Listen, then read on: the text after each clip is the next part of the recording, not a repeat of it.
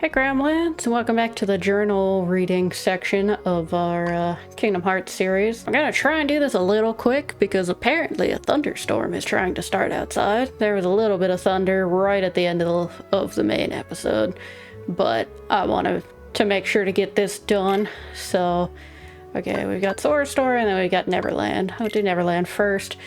Sora and company trapped inside Hook's ship. Excuse you, Thunder. Search for Kairi and Wendy, who were locked away somewhere below deck. When they found them, they learned that something was wrong with Kairi. She remained dormant as if she had lost her heart. Just when Sora thought Kairi was within reach, Riku snatched her away. Sora and the others pursued them to the main deck where Hook and his men waited. With Peter Pan's help, they defeated the pirates, but Riku and Kairi were nowhere to be found. For now, Sora can only hope to see her again. When he sealed the keyhole at the clock tower, Sora found a gummy block. Will he be able to find Kairi again with this new block? With Tinkerbell now in the party, Sora and his friends continued with their journey. And then Sora's story. Sora finally found Kairi in Neverland, but having lost her heart, she remained asleep. Ignoring Sora's warning, Riku opened his being to the darkness in hopes of recovering Kairi's heart and carried her off to Maleficent's castle, Hollow Bastion. It seems the evil sorceress is using the minions of darkness to attain something. She manipulated both Hook and Jafar.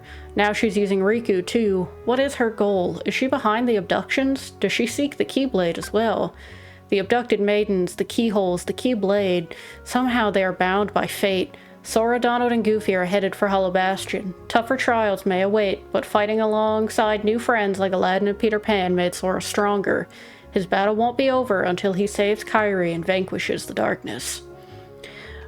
So as that kind of said, next episode we'll be going to Hollow Bastion. And then characters, we got some of the new Excuse You Thunder. We got the Neverland characters. So we got Peter Pan, the flying boy from Neverland, where no one ever grows up. He can be stubborn, but he's also fearless and has a strong sense of justice. He snuck on board Hook's ship to rescue Wendy, who was kidnapped. He led the Lost Boys in Peter Pan 1953. Yeah, so the Disney version, he's just kind of like this little trickster pain in the ass. He's a lot more violent in the original. But that's kind of all Disney stuff, I guess. But yeah, good lord. The shank in the ass he did to Hook there at the end, that's just like a taste of the shit that he would do in the original. Tinkerbell, the little pixie from Neverland. Peter Pan asked her to accompany Sora and friends on their quest, but she's anxious to see Peter. She can restore party's HP and prevent Sora from being defeated, though only once. Costs 3 MP, so she's kind of like a failsafe almost. She made us believe in fairies in Peter Pan 1953. And she's also kind of a pain in the ass. She's sassy, cute little pixie fairy. Obviously loves Peter, but he doesn't love her, and that's where a lot of the issues come in. We got Wendy, a dreamy girl whose wish to visit Neverland came true. Peter Pan showed her the way, but she got caught up in Hook's vendetta against Peter and was kidnapped by Hook. She watched over the Lost Boys as well. All right, because they made her kind of like a mom figure, if I remember right. In part because they are just like young kids. They just kind of wanted a mom, and she already was, eldest daughter syndrome with, are they all brothers? Her siblings, whether it's all boys or not. It's been a long time since I've seen the movie. Captain Hook, the pirate with a grudge against Peter Pan who caused him to lose his hand to the crocodile. He threw in his lot with Maleficent and the Heartless, but ended up being chased over the horizon by the crocodile. He hooked us in Peter Pan 1953.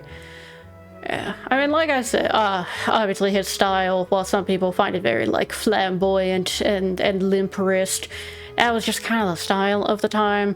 But as I was saying in the fight, if he just, like, went and did, like, pirating shit, he probably would be a great pirate. But because he's mad at this man-child that is Peter, he's just stuck in the same loop forever. Mr. Smee, Hook's first mate, he lives to take orders from Hook, but he's as slow-witted as Hook is obnoxious. Yeah, poor Smee. I mean, also, someone get that man some bigger shoes. They're a little too small for him. But he's got... Honestly, he almost looks like one of the one of the dwarves from like Snow White. He's got that kind of same look. They might have been. They were probably made around the same time. That's part of it. But Smee tries his best, and Hook doesn't really help anything. And we got the crocodile, a seagoing reptile big enough to swallow a man whole, and he's always hungry. He got a taste of Hook once and never forgot it. Apparently Hook tastes amazing, according to this journal. Hook can tell when he's nearby. Oh, Hook can tell when he's near by the sound of the clock ticking away in his stomach. He had a taste for Captain Hook and Peter Pan. I know he ate like an alarm clock or something. That's what the ticking is. But no, Boyle, always hungry, a little bit of craziness in his eyes. He's not picky, but apparently he has a favorite in Hook. That, or he's got his own vendetta of he always finishes a meal. And then we got a couple new enemies, not like a crazy amount. So we got Pirate, heartless that mostly appear in Neverland. They are quite combative with their swords. They often just focus on the enemy in front, making them vulnerable to attacks from behind. And that kind of makes sense. They had this kind of guard that they would do with the sword, which even the sword has like a little face on it. It's almost like a really derpy cartoon shark. I kind of love it. But they got their stance. They're ready to go, ready to fight it out. Even got their fake eye patch. I don't know if their eyes work.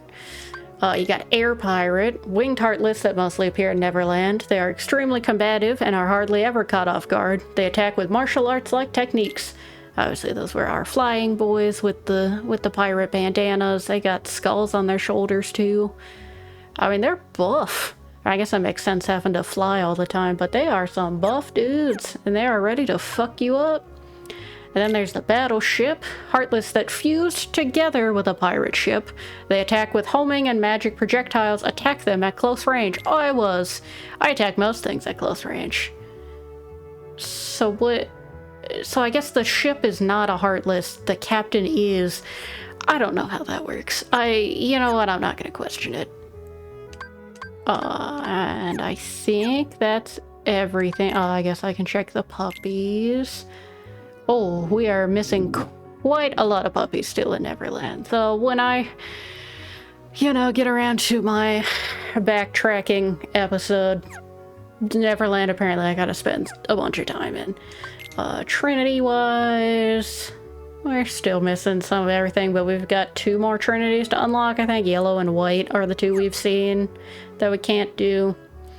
But anyway, before the storm takes out my power, I will leave you guys with that. So we're all caught up. We'll be heading to Hollow Bastion next time.